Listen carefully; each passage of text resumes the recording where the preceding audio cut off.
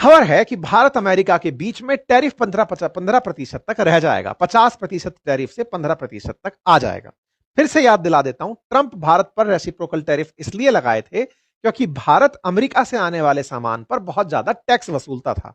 America ने कहा, जब आप हमसे इतना टैक्स वसूलते हैं तो हम भी आपके सामानों पर अमेरिका में टैक्स वसूलेंगे। इसी परिपाटी को रेसिप्रोकल टैरिफ कहा गया और इसके चलते भारत पर 25% टैरिफ लगाए गए थे। लेकिन इस 25% के साथ रूस से तेल ना खरीदें हम, इस बात को बनाने के लिए उन्होंने हम पर अतिरिक्त 15% का टैरिफ, 25% का टैरिफ और लगाया, ताकि हम रूसी तेल को ना खरीदें और अमेरिका और भारत की ट्रेड डील को हॉल्ट कर दिया, यानी होने नहीं दिया। इसके ना होने के पीछे बहुत से कारण हम लोगों ने खोजे थे। हमने खोजा कि रूसी तेल तो एक बहाना है, असल में भारत सरकार अमेरिका से जीएम फसलों पर कोई व्यापार नहीं करना चाहती और ना ही नॉन वेज मिल्क परचेज करना चाहती। इस पर हमने कई सेशन भी किए थे और आपको बताया था कि अमेरिका दुनिया के अंदर मक्का का सर्वाधिक उत्पादक है, सबसे बड़ा उत्पादक है और इसके सबसे बड़े उत्पादक होने में यह सबसे बड़े निर्यातकों की भूमिका में भी रहता है।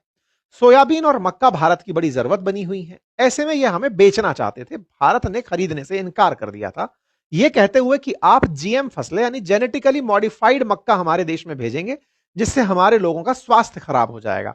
और दूध के नाम पर आप नॉनवेज मिल्क भेजेंगे, यानी कि आप अपनी गायों को जो वहां पर मीट मांस खिलाते हैं उसे आप वहां से दूध पैदा करेंगे और वो हमको भेजेंगे, वो हमारे लोगों के लिए धार्मिक रूप से ठीक नहीं होगा। यह कहते हुए भारत ने डेयरी उत्पाद और कृषि उत्पाद दोनों पर अमेरिका से डील करने से इनकार कर दिया था। लेकिन अब सुनने में कुछ इंटरेस्टिंग आ रहा है। इंटरेस्टिंग ये कि भारत कहीं ना कहीं इन सब चीजों के लिए तैयार हो रहा है। किन बातों के लिए तैयार हो रहा है? मक्का खरीदने के लिए और पनीर खरीदने के लिए। अब ये कहानी क्या है, इसको अब थोड़ा सा समझिएगा।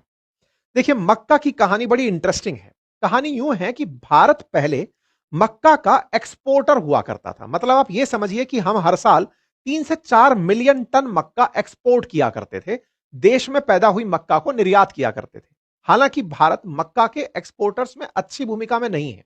सबसे बड़े उत्पादक में अमेरिका, ब्राजील, अर्जेंटीना, चाइना ये सब देश आते हैं, लेकिन मक्का के इंपोर्टर में चाइना सबसे बड़े इंपोर्टर में कंसीडर होता है।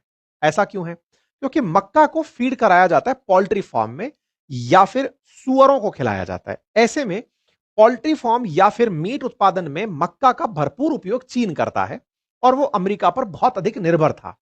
अमेरिका से नाराजगी व्यक्त करते हुए चीन ने मक्का का स्रोत ब्राजील और अर्जेंटीना को बना लिया।